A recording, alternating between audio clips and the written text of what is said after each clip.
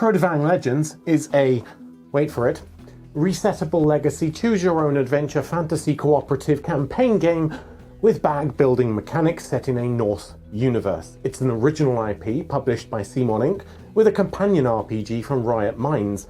Originally a Kickstarter, the Trudvang Legends campaign has been mired with delays, and prior to the original delivery date, Simon announced that their playtesting found it just wasn't fun, and they went back to the table to restart the whole concept.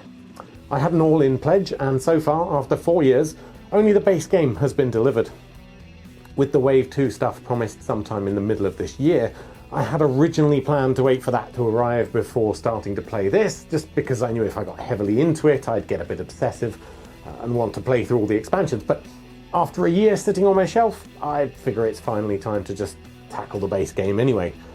Now, this review will be spoiler-free, but that makes it very hard to show you a game in progress for reasons that will become obvious later, hence why I've censored a lot of the B-roll.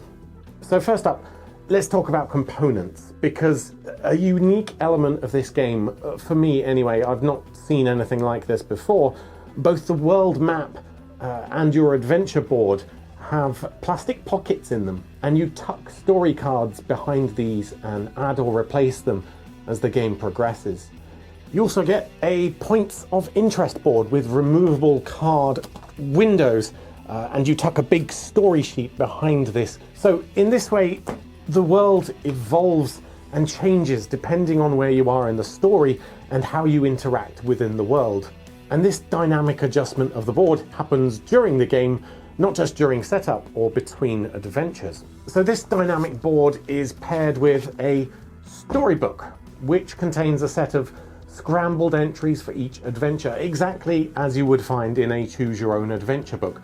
Choose option A to go to entry whatever, do an intelligence test to do this. If you have a warrior in the party, you can talk to the city guard, go to entry 27, that sort of thing. So there are 6 character classes to choose from in the base game, of which up to 4 can adventure at a time. But if you're playing solo or a lower number, I believe you can take a companion. That's not something I've tried. We've played with the full complement of 4 players all the time. Now, I'm not going to explain fully how to play, but I would like to show you the character boards and the rune system. So I mentioned this is a bag building game. Your bag will reset each adventure, but may be modified when you get awarded various titles throughout the game. During combat, you'll draw 4 of your ability cards, called feats, and then you'll draw 3 runes from your bag at a time. And in order to be able to use an ability, you must activate it with the correct runes. So any skulls you draw or runes that can't be placed on your ability cards must then go up in the miss track. And when you decide to stop drawing runes, you'll tally up how many misses you had. If you're still in the blue section, you get all your blue benefits.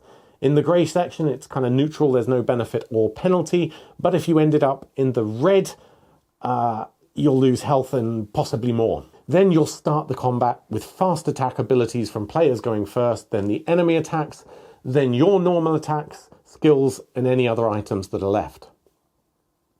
Attacks are pretty simple. You do a certain amount of damage, possibly modified in some way. They have a defense, take one off the other, take that much health off of them, remove them if they lose all their health. It's not too complex, and it gets a bit samey after a while. But if you die, you'll respawn next round with a little bit less health and a new special feat card added to your deck. But like I said, no spoilers, so I won't tell you anything else about them.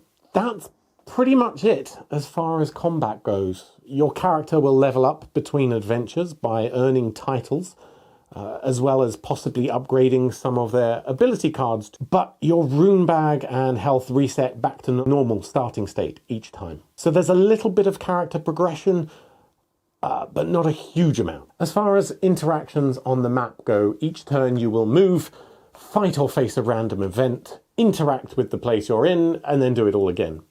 But there are different phases listed on the board which you refer to. You'll notice there's 6 pockets and only 3 begin filled at the start of the game. So again, other stuff will be inserted into here that changes the flow of the game. And as you progress, you'll get other rules that come out in the form of story cards. Now, there's 150-ish of these in total for the story, with the main game. Obviously, those will be replaced in expansions. And there are a total of 20 missions. There are only 9 of those are needed to complete the main story arc. The rest are sort of side quests.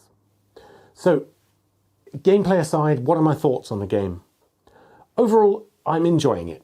Because I enjoy a good story and a branching adventure and the unique mechanics of this sort of changing game world, it does mix things up a bit.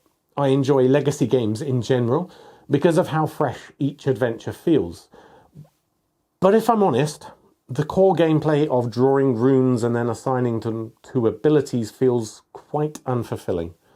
It feels a little bit railroaded. Like there's not much to choose other than you draw randomly, and once you get the runes, you'll find you only have one card to play them on. It's rare that you need to make a really tactical or risky decision. Obviously, there's the element of choosing to push your luck too, but again, the decision is usually an obvious choice, like you're already at 4 out of 5 misses, so you're not going to risk it anymore. Now, I will say that we're finding the game quite brutally difficult without a healer. We didn't examine the classes before picking, we just chose based on a bit of flavour text about them and which ones we thought matched us. And that means that most games we're hanging on by a thread and have died multiple times. I mean, there was never a possibility of us not triggering these things that happen from dying, but dying also feels kind of inconsequential. I mean, there couldn't be serious consequences given how difficult it is and how it's a campaign game, but there's no options to have to roll a new character or anything like that. You just respawn with 2/3 of your health, roughly, and you keep all your stuff. I guess what annoys me most is something that was inevitable with a game based around a choose-your-own-adventure style story, and that's inconsistencies or confusing text instructions and typos like a wrong number, so you have to check the FAQ. Sometimes it's not clear what the next step is. Are you supposed to go back and try a different option, or is that it? You're done. Explore the map some more. Missions can sometimes end very abruptly. It's not like Gloomhaven where you've got a combat map and the end of the mission is quite clearly kill this guy over here or reach this door. You know you're getting close. With this, it can just be, okay, you've talked to that guy, now go read the end section, the mission's over. That's it. Trudvang Legends is not Simon's finest work, let's put it that way. Nice minis, as always.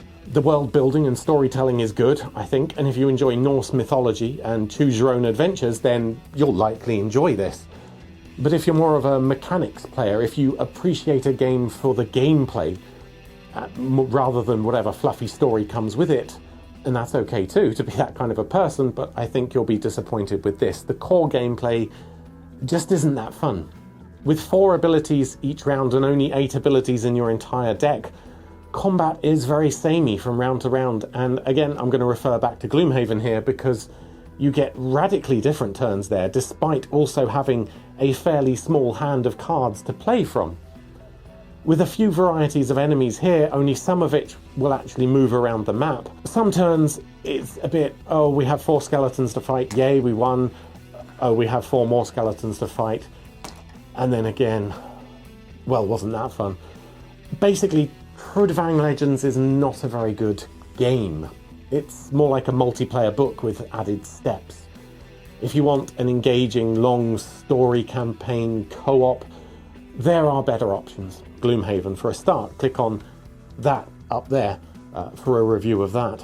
Anyway, until next time, you've been watching me, James Bruce, with Tabletop Dungeon. I'd really appreciate it if you hit like and consider subscribing. I don't publish super often, so I'm not going to flood your feed or anything. Until next time, happy adventuring. Just maybe not with Trudvang Legends.